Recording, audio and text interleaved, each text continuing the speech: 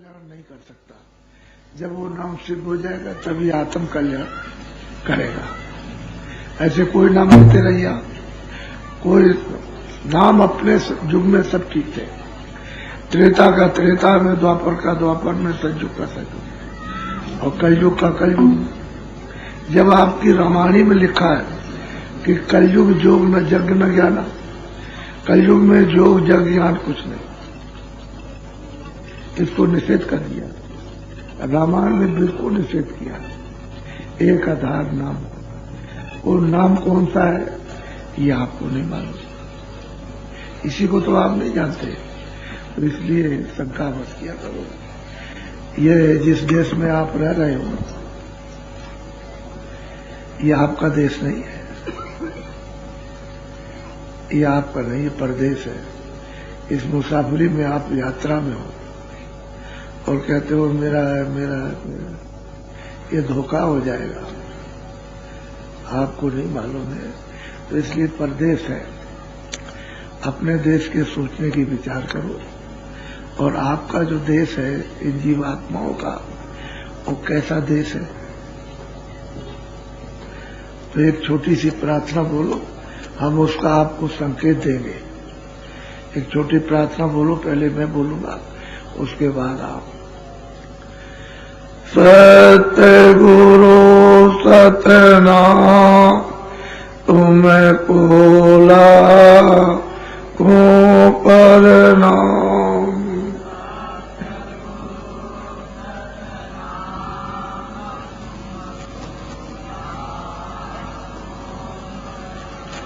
Cotton सूरज चांद सितारे,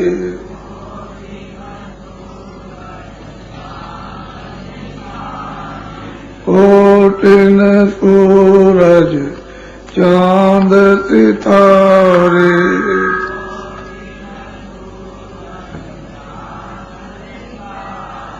रोम रोम में करें उजारे,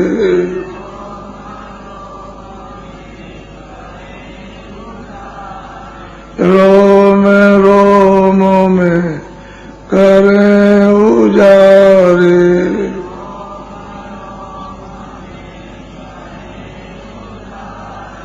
सत्य पुरुष करता और तुम्हें कोला को परनाम।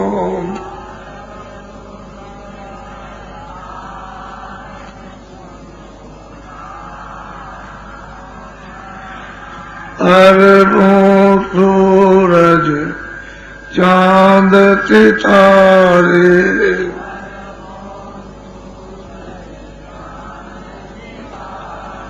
रोम रोम में करे उजारे,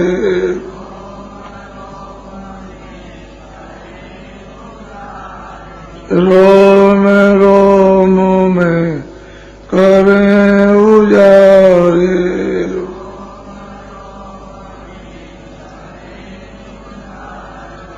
अलख पुरुष करता तुम्हें कोला को परनाम।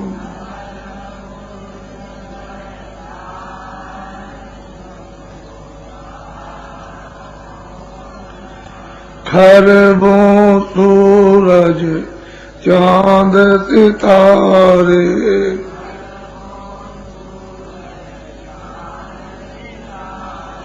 खरबों सूरज चांद सितारे,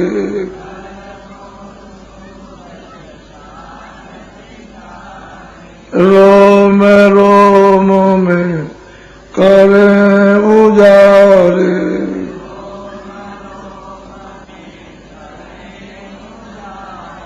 रोम रोम में करें उजारे।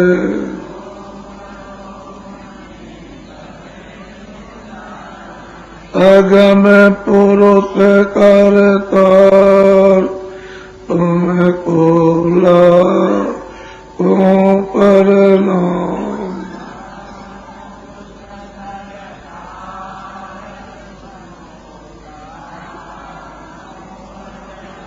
नील नील शशि भान उतारे,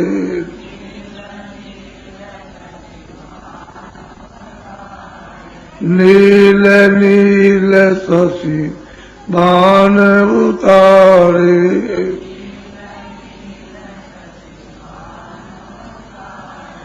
रोम रोम में कर उजारे,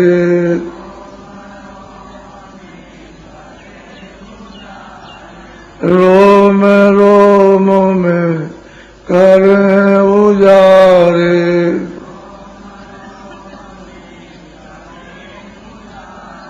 अनामी पुरुष करता तुमको लाखों प्रणाम,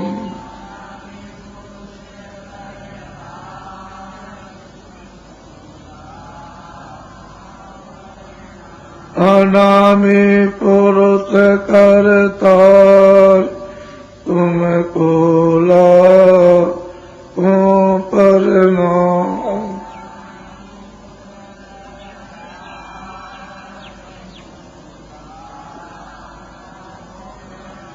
तुमको लाखों प्रणाम।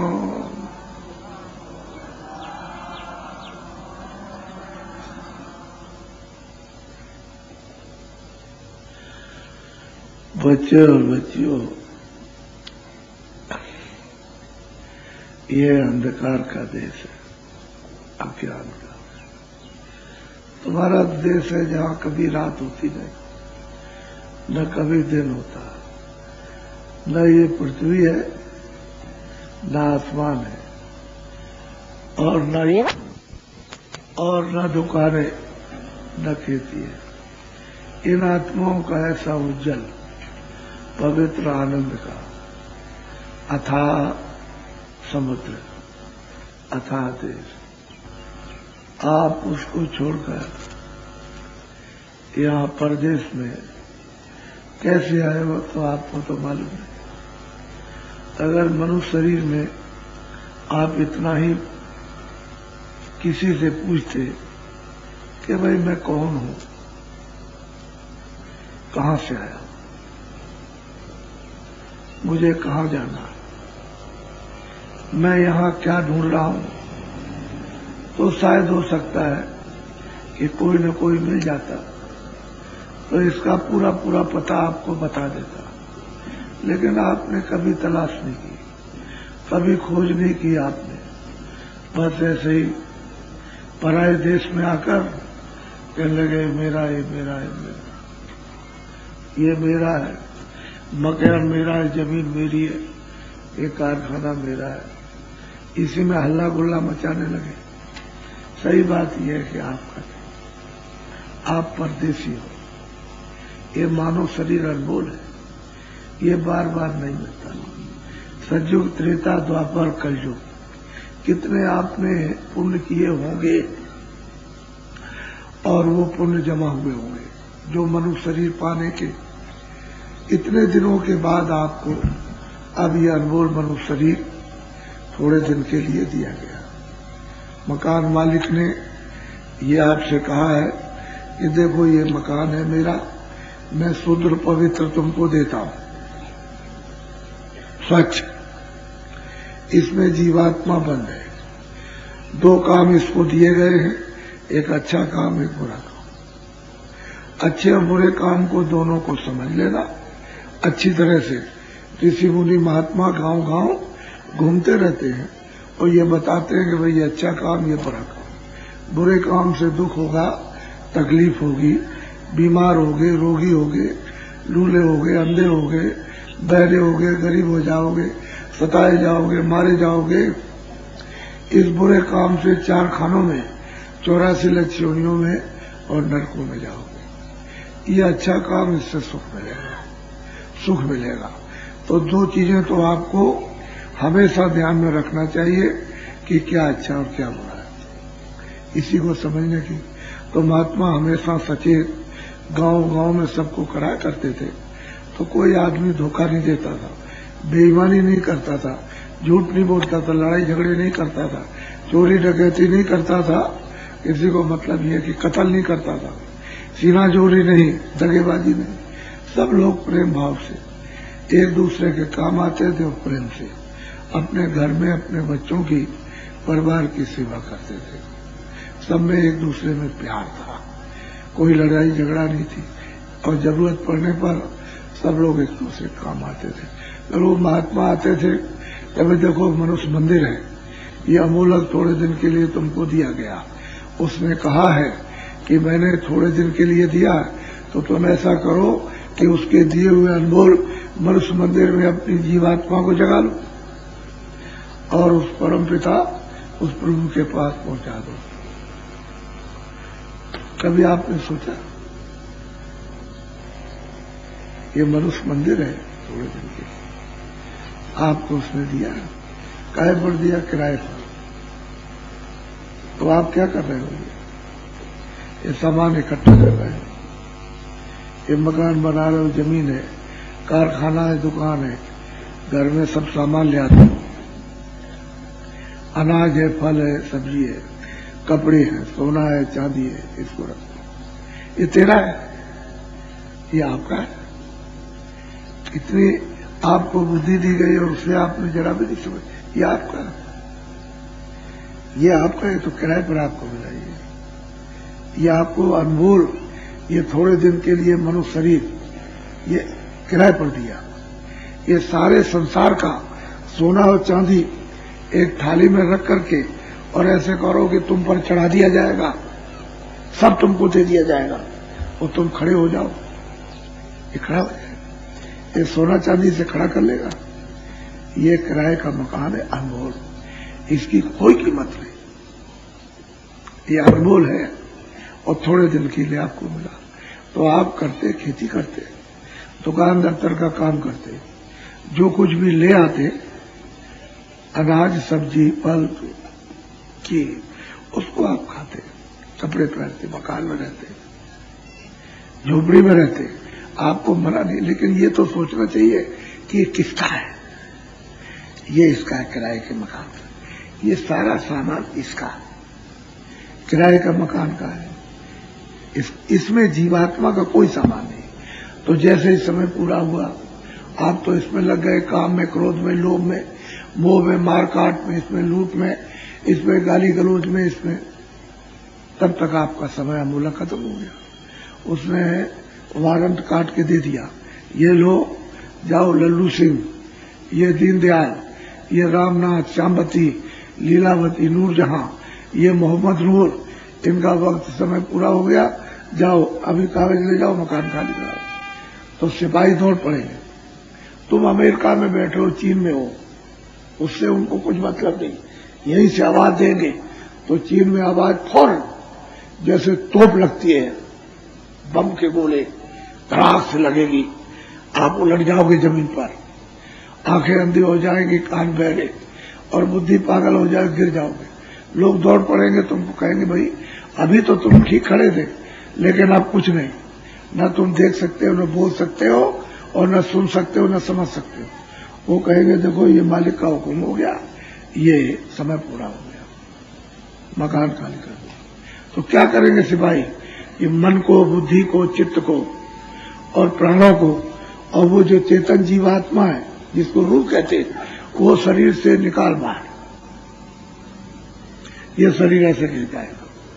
ये पड़ा, ये जमीन पड़ा, जितना सामान तुमने अरब खरब तमाम दुनिया का इकट्ठा किया, ये सब ये पड़ा, ये सब सोना चांदी, मकान, जमीन, ये सब पड़े, जो घर में सामान रखा, और जिसने इकट्ठा किया ये पड़ा, ये इसके काम नहीं आएगा और ये इसके काम नहीं आएगा। आपका अब ये बताओ कि आपने अपनी जीवात्मा के लिए क्या किया?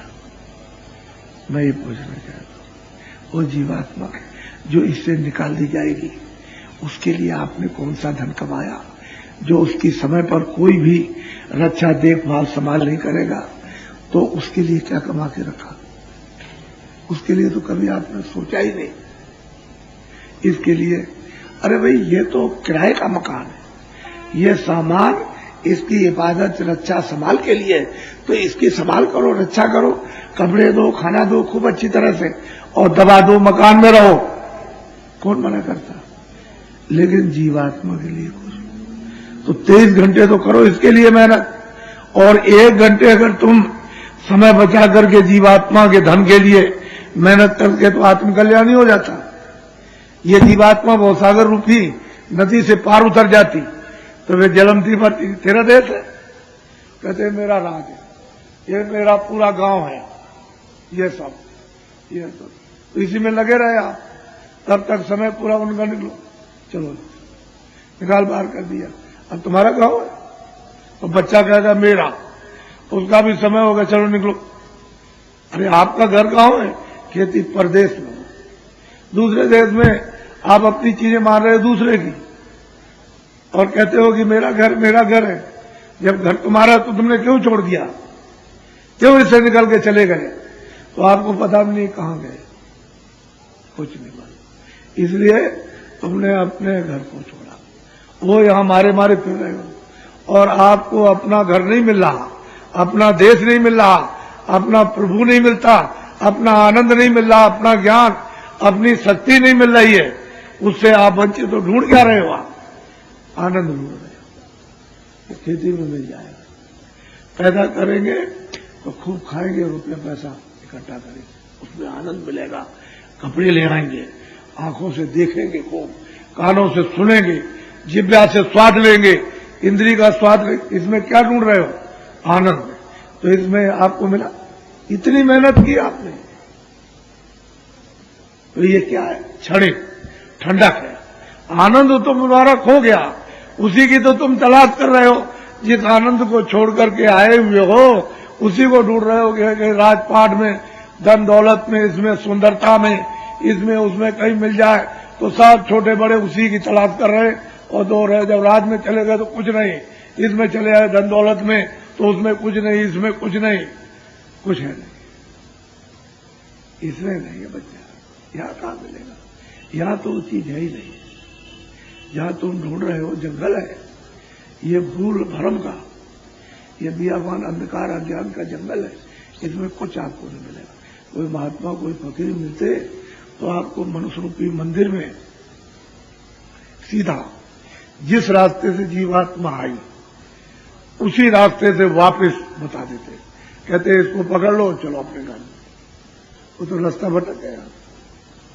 इसलिए आप लोग बहुत विचार से ये जो आप कर रहे हो अच्छा कर, तुमने मानव धर्म को खो दिया, सत्य को खो दिया, दया को खो दिया, प्रेम को खो दिया, आपने मतलब चरित्र को खो दिया, आपने सेवा खो दी, सम्मान खो दिया, आदर खो दिया, ये तो सब चले गए, पहचान आपने खो दी।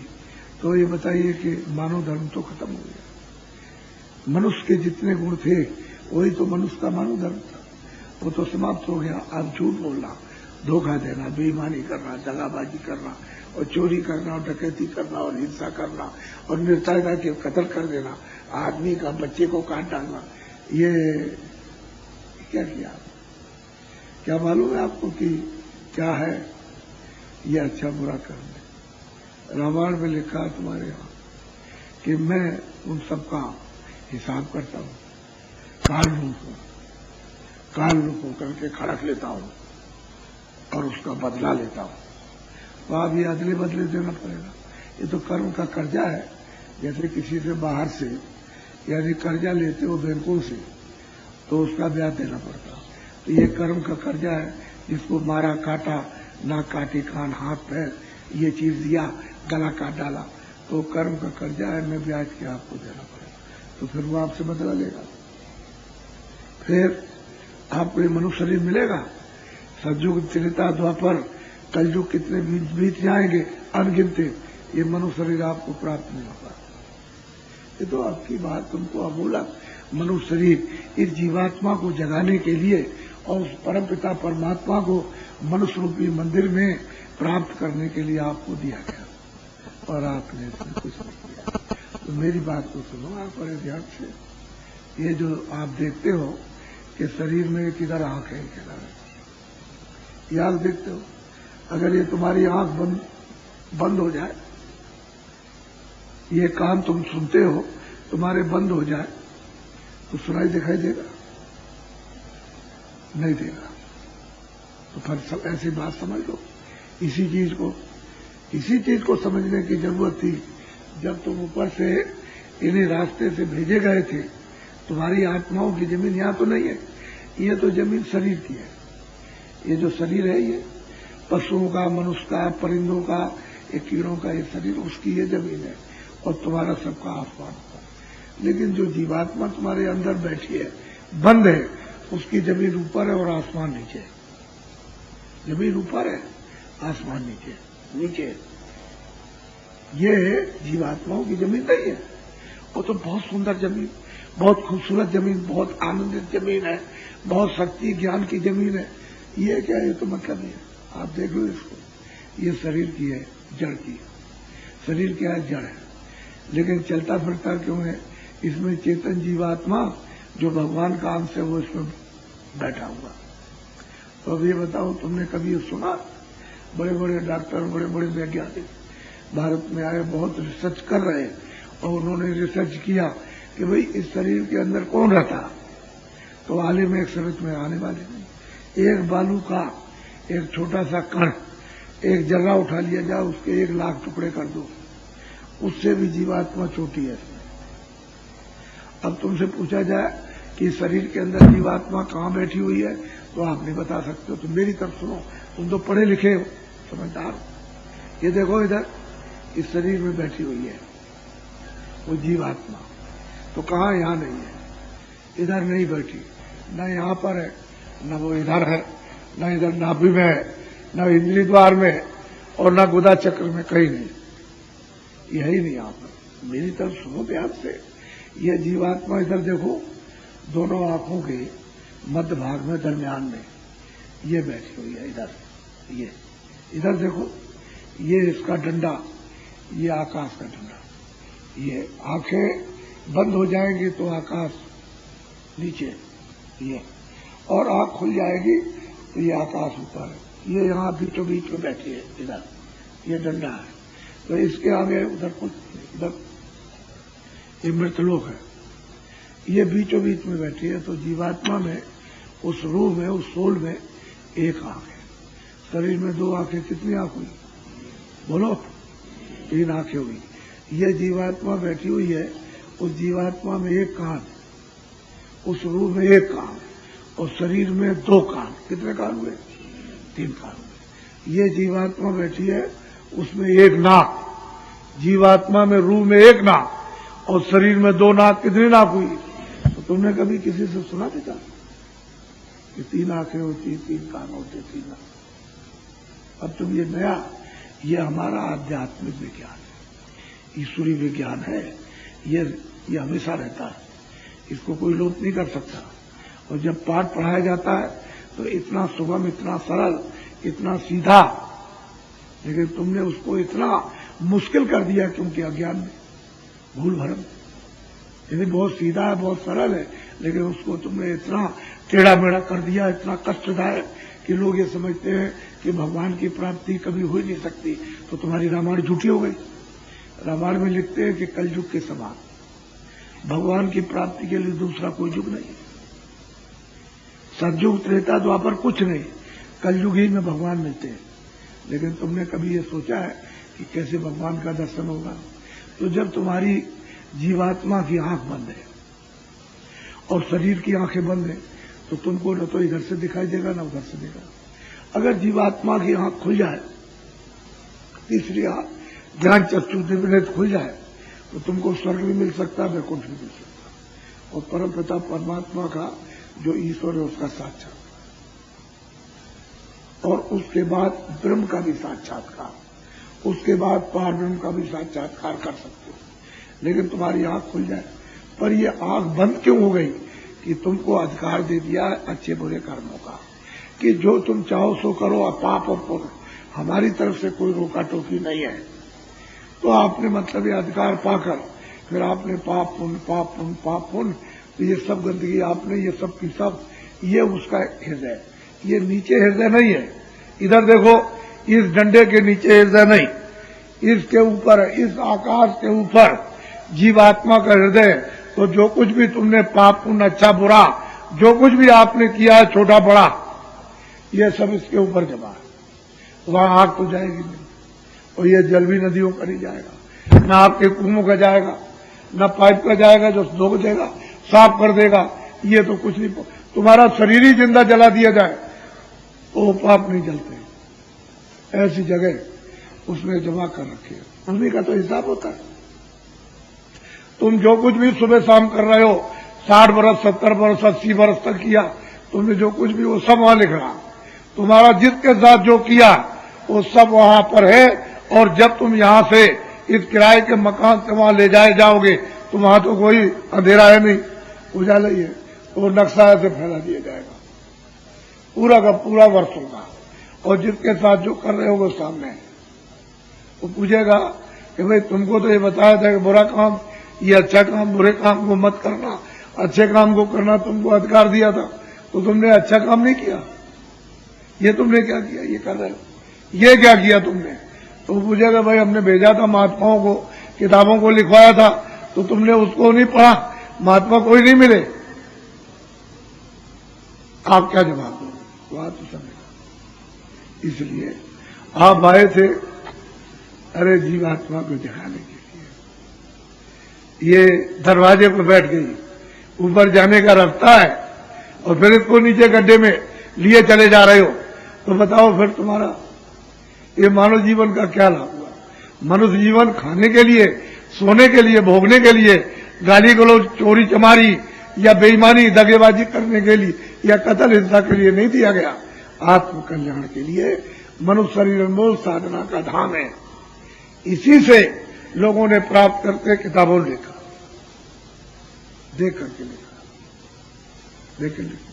तो आप लोगों ने बड़ा भारी अपना नुकसान कर दिया, इसमें आप फंस गया, इसलिए आप नहीं समझते। इसी तरह से हमारे कान बंद हो गए तो भगवान की देववाणी क्यों नहीं सुन पाते हो। ये कान बंद हो गए तुम्हारे, जीवात्मा के कान जब बंद है उस कूड़े कचड़े से, जैसे बाहर के कान बंद हो जाए तो किसी की आवाज नहीं सुनोगे, चाहे तुम्हारी माँ हो चाहे तुम्हारा पिता हो, किसी की आवाज नहीं सुन सकते हो, कोई भी हो, क्योंकि कान बंद हो गए। किसी के रूप को नहीं देख सकते हो क्योंकि आंखें बंद हो गई। ऐसे ही जीवात्मा की आंख कान बंद हो गई, नाक बंद हो गई, तो बेचारी कुछ नहीं कर सकती। उसका कूड़ा कचरा हटा दो तो आंख खुल जाए। लेकिन जब बाहर की आंख कान बंद होते तो दौड़ के डॉक्टर के पास जाते हो कि बड़ी मेहरबानी, बड़ी दया कीजिए और मेरे आंख कान नाक बंद हो गई, तो दया करके दवा दे दीजिए। पैसे तो लेगा ही, लेकिन फिर भी उससे दया मांगते हो। ऐसे ही तुम किसी महात्मा फकीर के पास जाते जिसने उसको प्राप्त किया कि भाई मेरी आंख और कान बंद हो गई, मैं कैसे उसको देख सकता हूं, तो दया करवा करके आप कोई अंजन लगा दीजिए तो मेरी दिमाग ठीक हो जाए, साफ हो जाए, खुल जाए, कान खुल जाए। तो भगवान की देववाणी सुनाई देने लगे और मतलब उसका साक्षात्कार। यानी साक्षात्कार तो दिव्य दृष्टि से स्वर्ग का, वैकुंठ का, और मतलब है शक्ति लोग और ईश्वर के लोगों का तो ऐसा ही होता है जैसे आप तो अंधेरे में हो। ये प्रकार तो कुछ नहीं, ये तो कुछ नहीं। उधर तो सूरज है ही नहीं, निकलने की तो बात ही खत्म कर दीजिए। उधर सूरज और अंधेरे ही नहीं, वहां तो उजाले उजाला है। तो वो देव सृष्टि है, देवलोक। आपको तो विराट और दरवाजे पर बैठ करके सामने स्वर्ग वैकुंठ है सीधा सामने, लेकिन तुमने पहाड़ की तरह से जो अपने पाप पुण्य की चट्टाने लगा रखी और आंख तुम्हारी जीवात्मा की कान बंद हो गए, तो इसको कोई हटाएगा तब तो आपको दिखाई देगा परे। तब आपने किसी को ढूंढा कैसे, धोखा खा गए। समय आपका सब चला गया। अब आ गई 50 साल की उम्र, तो अभी हाथ पैर थकने ही वाले। तुम नहीं जानते हो कि बचपन में कुछ नहीं होता, बच्चा होता कुछ नहीं कर सकता, और बुढ़ा होता तो कुछ नहीं, उसके बस की बात नहीं। अब ये जो कुछ भी काम करना है, खेती करो, दुकान करो, दफ्तर का काम करो, इसी के साथ साथ जवानी के इसको ही थोड़ा सा बचा लो, इसी में से तो परमात्मा की प्राप्ति हो जाएगी। और तुमने इसमें से थोड़ा समय नहीं बचाया तो कुछ नहीं, फिर बाद में कुछ नहीं कर सकते। तो 23 घंटे इसमें और 1 घंटा इसके लिए बचा लो तो जल्दी से तुम्हारा काम हो जाए। ये तो भारत का विज्ञान सिरमौर है, ये तो भारत में रहता है। क्या वो मीरा, क्या वो कबीर, क्या मतलब यह कि रैदास कुछ पढ़े लिखे थे, कोई यूनिवर्सिटी कॉलेज में पढ़ते थे। लेकिन देखो आज यही तो सोचने की चीज है कि आध्यात्मिक ज्ञान अलग है, भौतिक बुद्धि ज्ञान अलग है। भौतिक बुद्धि ज्ञान जितना भी सब नाशवान, आध्यात्मिक ज्ञान जितना भी है सब अचल है, अस्थायी है। तो ये है कि दो अलग अलग है, वो चेतनता का, ये जड़ता का। ये बुद्धि ज्ञान जड़ता का, ये सब जड़ चीजें। इनको जितनी भी चीजें बनाओ सबका नाश है, बनाने वाले का ही नाश हो जाता है, इसी का। तो इसका तो नाश हो ही जाएगा।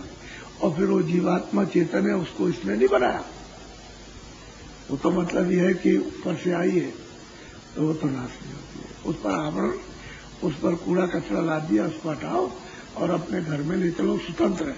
न जलवो न मरो, न 84 जाओ, न नरकों में जाओ, न हिंदू बनो न मुसलमान बनो। और न मतलब यह है कि तुम खेती वाले न दुकान, न मल न मूत्र, न बीमारी न कपड़े, कुछ नहीं। ऐसा तुम्हारा मतलब है कि आनंद है। अब बच्चा अमीर गरीब के यहाँ होता है तो नंगा आता है, कोई सोना चांदी लेके आता है, कोई स्त्री या बच्चे लेकर के रोता है, क्यों ऐसे हाथ ऐंठता है, उसको पीड़ा है, उसको बहुत दर्द है, वो बयान नहीं कर सकता। अगर वो उस पीड़ा को बयान कर दे, उस समय होश आ जाए, बयान कर दे, तो आपकी अकल ठीक हो जाएगी। वो बयान नहीं कर सकता। जब जाने लगोगे तुमको तो मालूम नहीं, तुमने तो ये सब सामान अपना कहकर, मेरा है, ये मेरा है, मेरे बच्चे, मेरी स्त्री है, मेरा पति है, मेरा ये, मेरा है पड़ा, मेरी जमीन में मकान। लेकिन जब जाने लगोगे तो ये बम के, तोप के गोले, एटम बम के कुछ नहीं है, इतनी जोर से ये चटकता है, इतनी जोर से इन हड्डियों में आवाज होती है। तो कितनी पीड़ा हो, कितना दर्द होगा, आपको तो इसका अंदाजा नहीं। तो जलमत मरण दूसरे तो कोई, ये बयान कोई नहीं कर सकता। सबने मतलब एक कलम को तोड़ दिया, ऐसी पीड़ा, ऐसा दर्द होता। तो जब तुम मतलब ये है कि आए थे तब तो देखा था, देखना चाहिए था, कुछ नहीं था, बाद में सब तुम्हारा हो गया।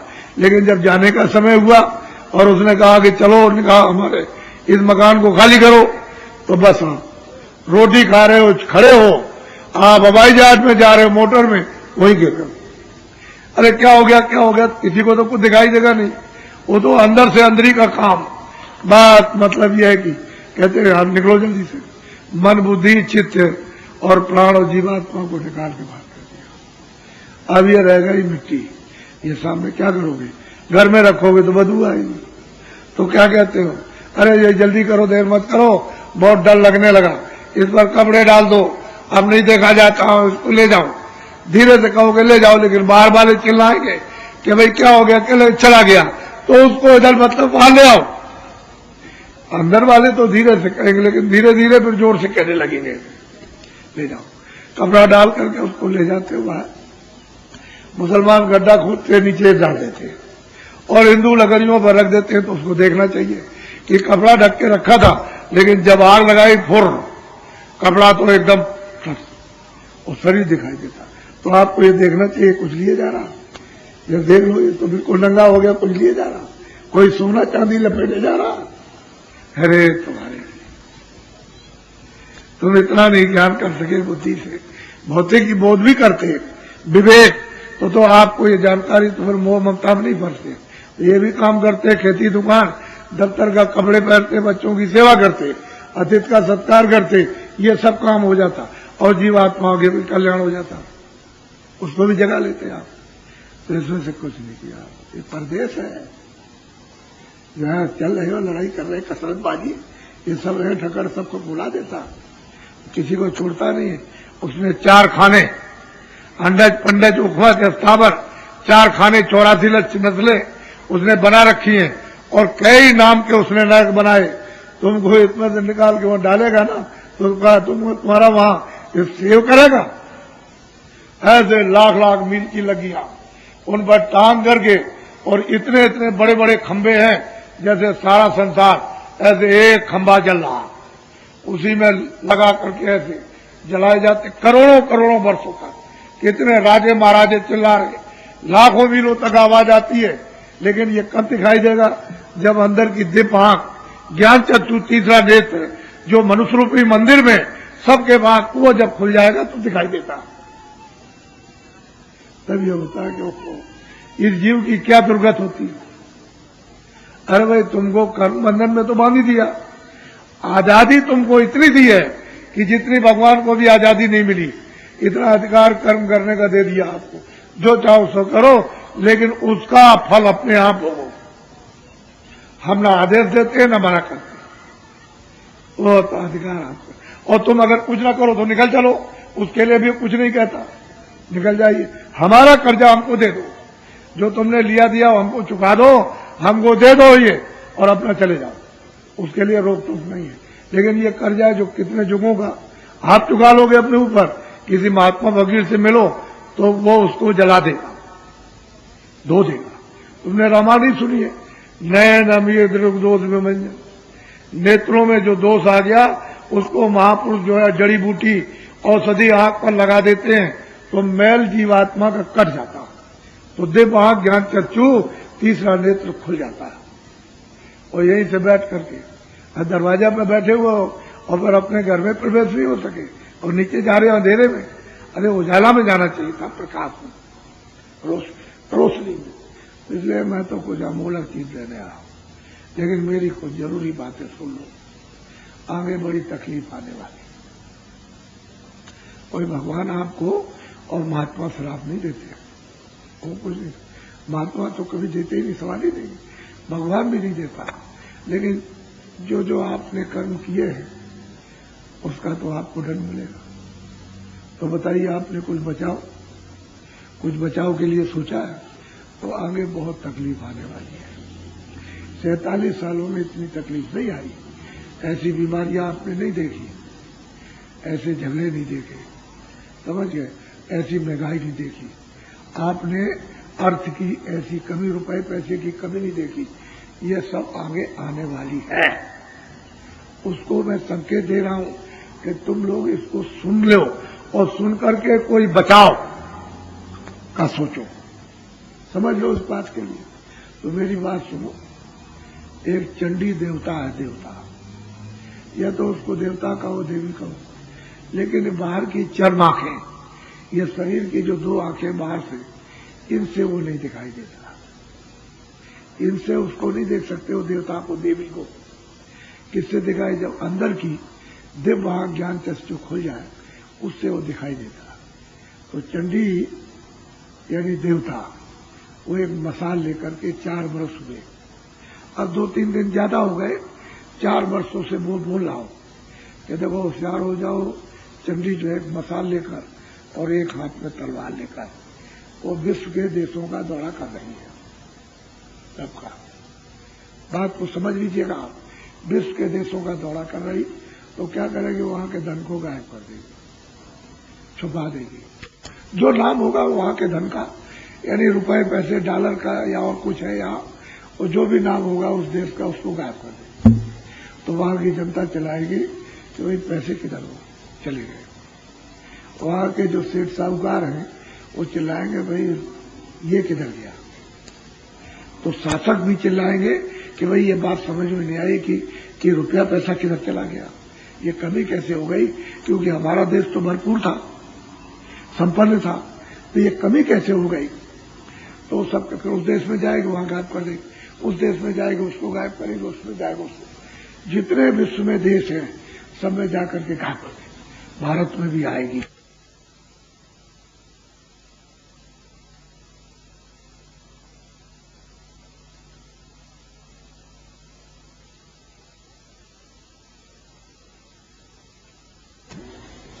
और भारत में भी आकर के यहाँ के धन को गायब कर देगी।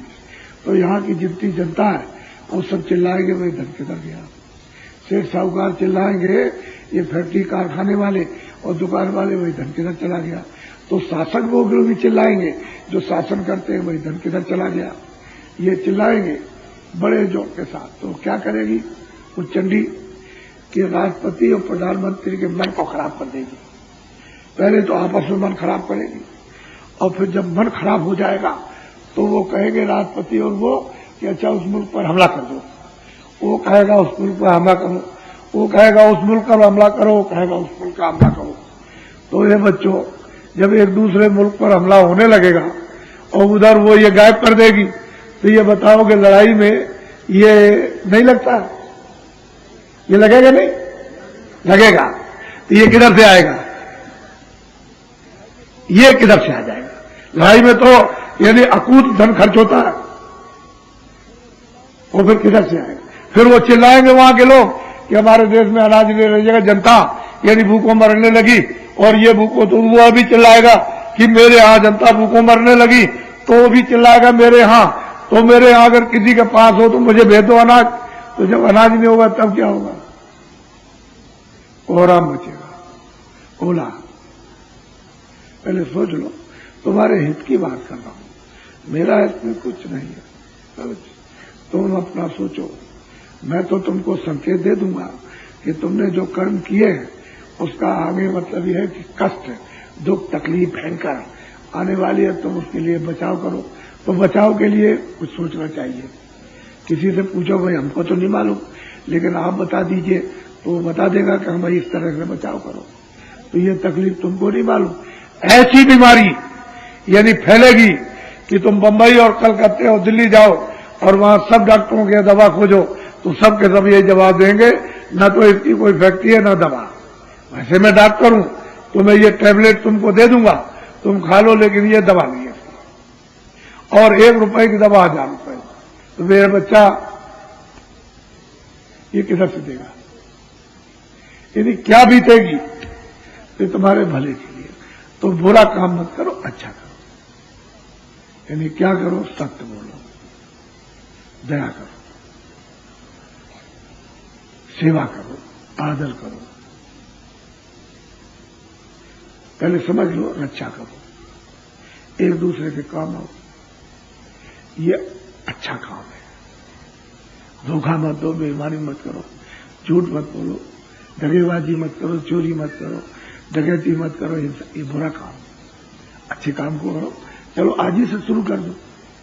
तो दिन में खेती करो, दुकान दफ्तर का काम करो, जो भी दफ्तर है सरकारी से लेकर के प्राइवेट तक, और खेती और दुकान, जो कारखाने से लेकर के और कस्बों में और मतलब शहरों में दुकानें, ईमानदारी मेहनत के साथ,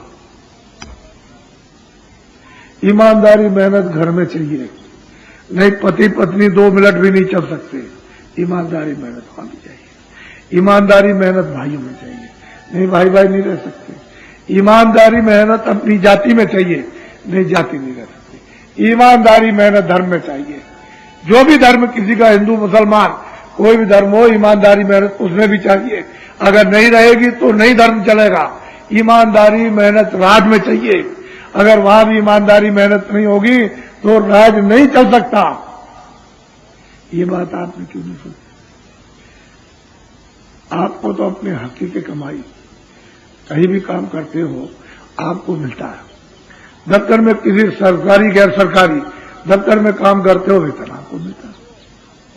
जब जब आप मांगते हो और कहते हो हमको कमी हो गई, तब तक कुछ बढ़ जाता तो आपको मिलता। फिर तो ईमानदारी मेहनत करनी चाहिए। जब आप ईमानदारी मेहनत नहीं करोगे, उसमें चोरी करने लगोगे और बगल में तुम खेत काटोगे और बगल में रात को तुम किसी कारखाने से पेटी उठा लाओगे, तो ईमानदारी मेहनत चली गई। फिर तो मतलब है उसमें तुम्हारी बरकत ही नहीं होगी, वो तो उसमें रोग लग गया, घुन लग गया, तो मतलब खत्म हो जाएगा। ईमानदारी मेहनत सबने चाहिए, और ये आपने सबने छोड़ दिया। सबने मिट्टी मिला दो, कंकड़ मिला दो, इसमें ये मिला दो, उसमें वो मिला दो, उसमें वो मिलाओ, ये सब काम। पैसे लो, आप 4 पैसे इरादा कर लो कि मुझे 1 रुपए में चारा नहीं लेना है, तो डंगा पीट के लो कि देखो साफ चीज है ये ईमानदारी है। इसको ईमानदारी कहते हैं।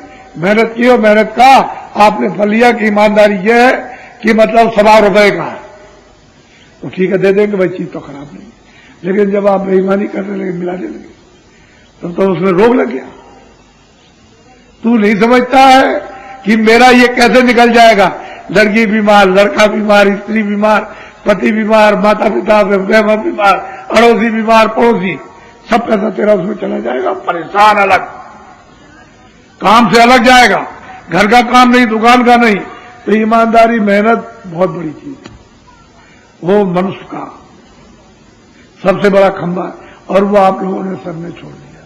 तो मैं तो आपको संकेत दे रहा हूं कि दिन में काम करो और बच्चों की सेवा, इतना जरूर है कि शाकाहारी रहो। मनुष्य इंसान हो, शाकाहारी हो जाओ। शाकाहारी का मतलब समझ लो, जितने मोटे महीन अनाज और मोटी महीन सब्जी, मोटे महीन फल, आप घी दूध दिन में 100 बार खाओ।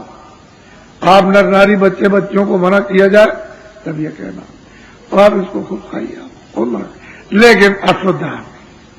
हे बच्चे बच्चे, अशुद्ध आहार मत, अशुद्ध आहार मत करो।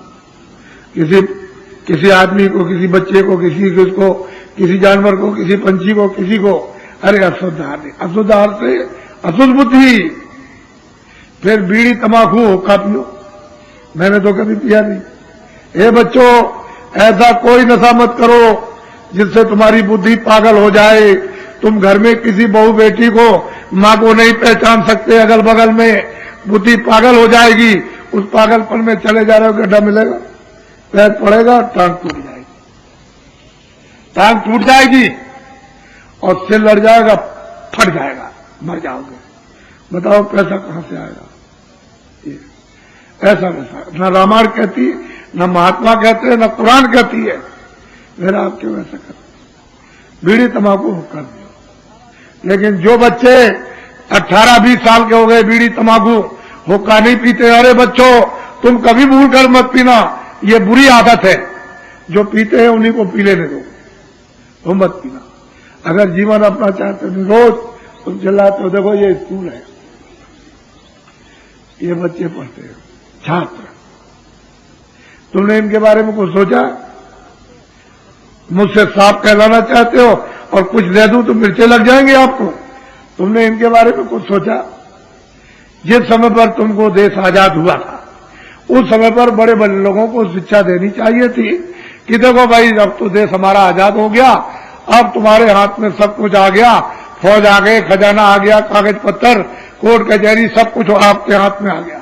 तो इनसे कहते हैं देखो भाई, कारखाना आपका, ये दुकानें सब आपकी, ये खेती आपकी, ये सब रेल बस आपकी, ये जितने दफ्तर हैं छोटे बड़े, सरकारी गैर सरकारी, सब आपके, ये स्कूल आपके, ये सब आपके, अध्यापक आपके, जितने बच्चे इसमें पढ़ते सब आपके। ये सबको बोध यानी ज्ञान कराना चाहिए था राष्ट्रीयता की, भक्ति का और सेवा का। तो क्या होता है इससे मालूम आपको कि जितनी आपने मेहनत की है, वो जो आमदनी आपकी हुई थी वो सुरक्षित रहती और वो आपके काम आती, लेकिन तुमने समझा नहीं। ये सब दुकानें सब, मान लो कि हमको दवा की जरूरत है, बीमार है, गए आप गांव में कि भाई हमको दवा चाहिए, उनका भाई कल तो लोग आए थे, जला गए, तो दवा कहां है? तो गए इंदौर दौड़ करके, वहां दुकान पे गए, भाई हमको इस बीमारी की दवा चाहिए, चले गए, यहां भी आए थे, दवा की दुकान चला गए, तो दवा बताओ कहां से मिलेगी? जब बीमार हुए तभी तो जरूरत पड़ेगी। कहीं बस में जाना, कहीं रेल में जाना, तो चीजें तो सब आपकी हैं, सब आपके काम आएगी। ऐसा क्यों समझते हो? कोई शादी विवाह है तो दुकान पर जाओगे, घर में रखा रहोगे, सामान खराब हो जाएगा। दुकान पर रहते हैं, एरते फिरते पान की तरह से एरते फिरते रहते हैं, सामान ठीक रहता है, तो आप गए ले आए जाकर के, तो जरूरत पर वहीं जाओगे, सामान ले आओगे जाकर के। तो ये सब आपकी चीजें थी, लेकिन आपने क्या कहा? बस तोड़ दो, रेल तोड़ दो, स्कूल तोड़ दो, बच्चे मार दो, मास्टरों को मार दो, इन दुकानों को जलाओ, कारखाना जला दो, इसको कर दो और उसको जलाओ, दफ्तरों को जला दो और दफ्तरों के कर्मचारियों को मार दो, तो चारों तरफ से और क्या मिलेगा तुमको? स्वर्ग मिल जाएगा। तो 47 सालों में आपने क्या किया है कि ये सब अपनी आमदनी जो खेती, दफ्तर, दुकान, कारखाने, रेलों की, बसों की, हवाई जहाजों की और बिजलियों की, सब को खत्म कर दिया। हे बच्चा, कुछ नहीं रह गया। मेरे दिल से पूछते, कुछ नहीं रह गया। तब ये भगे कि भाई किसी तरह से ये कैसे राजकाज चलेगा, तो बाहर गए, कहा हमारा देश बड़ा गरीब है और आप अपने देश से कुछ कर्जा दे दो। तो विदेशों से ये कर्जा मांग के ले आए। कितना ले आए ये तो आप विद्वानों जानो, मुझसे इससे मतलब नहीं, लेकिन कर्जा ले आए। मैं तो इतना ही जान सकता हूं कि कर्जा आप दे नहीं पाओगे, जब ब्याज ही नहीं दे पाते हो कर्जा देना बहुत मुश्किल, विदेशी कर्जा। फिर ये बताओ आप कि कर्जा कौन देगा, क्योंकि विदेशी तो कर्जा छोड़ेंगे नहीं भारत से, जो भारत को दिया हो तो छोड़ेंगे नहीं। तो ये सब एमएलए चले जाएं और एमपी चले जाए, सब हट जाए तो दे देंगे? ये बच्चा कोई नहीं देगा। ये जो बैठे जंगलों में जो अनाज पैदा करते हैं, ये भूमि जोता कास्ट का, ये सब इनको देना पड़ेगा और एक नया पैसा कोई नहीं। इसलिए आपको ये बोध कराना चाहिए था कि ये सब आपकी चीजें हैं, दुकान, दफ्तर, रेल, बसें, और ये मतलब ये है कि राष्ट्रीयता तुम्हारे काम आएगी। आज भक्ति का पाठ पढ़ा दिया होता और तुम्हारी आमदनी सुरक्षित रह गई होती तो भारतवर्ष, तुम्हारा देश इतना धनाढ्य हो जाता कि विश्व के यानी देश तुम्हारे धन से पीछे हो जाते। तुमने नाश कर दिया, ये हमसे पूछिए आप। इसलिए ये बच्चे पढ़ते हैं। अब ये बताओ आप, इनके लिए आपने क्या सोचा? इतने स्कूल है, तमाम मतलब है भारतवर्ष में कितने स्कूल, कितने बच्चे पढ़ते, इनके लिए आपने क्या सोचा?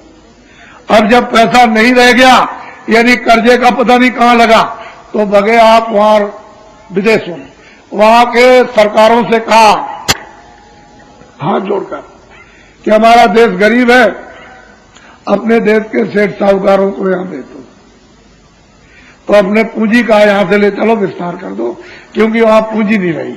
मतलब इस साफ साफ स्पष्ट बात है कि भारत में पूंजी नहीं रही, तब बुला रहे हो आप कि पूंजी का विस्तार कर दीजिए, हम सब सुविधा देंगे। अब वो यहां आ रहे, ए बच्चों स्कूलों वाले, ये सब के सब बाहर नक्शा ले जाएंगे, तुम्हारे छोटे बड़े कारखानों में क्या बनता है इसका नक्शा ले जाकर के बाहर यानी ले जाएंगे और वहां सामान बनाएंगे, सुंदर बनाएंगे, मजबूत।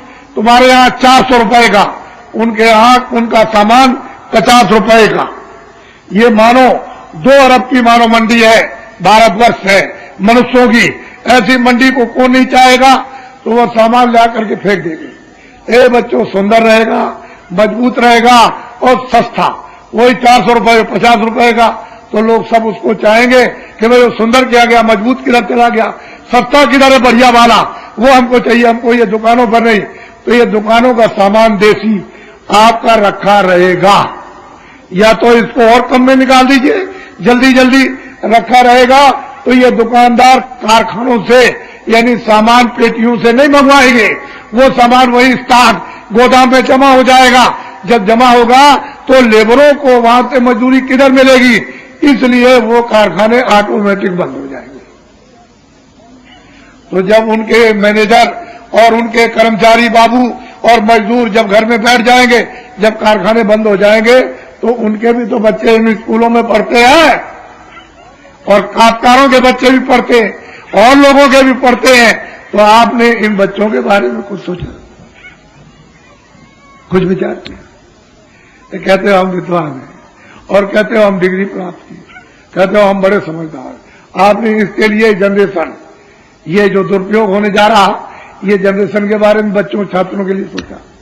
तो आपने ये क्यों नहीं कहा कि हमारे देश के जितने सेठ साहूकार हैं वो सब मेरे पास आओ, और उनको जगह जगह बुला करके उनकी मीटिंग करते और उनसे कहते हैं देखो हम सब सुविधा देंगे, तुमको हर तरह की देंगे सुविधा, और तुम कहीं से धन ले आओ, यानी मतलब रुपया पैसा, और तुमसे इनकम टैक्स और सेल टैक्स लिया जाता नहीं लिया जाएगा, जो पुराना देते हो वही देते रहना। तुम 1 साल में और 1.25 साल के अंदर छोटा बड़ा कारखाना लगा दो। चलेगा, अच्छा हम लगा देंगे, तो आप हमको सुविधा दे दीजिए, हमसे पूछे नहीं कहां से ले आए, तो ये ले आएंगे और साल 1.5 साल 1.25 साल में छोटा बड़ा कारखाना। तो इनसे ये कहिए कि जितने भी छात्र पढ़ रहे हैं स्कूलों में, उनको सबको काम नौकरी देते हैं।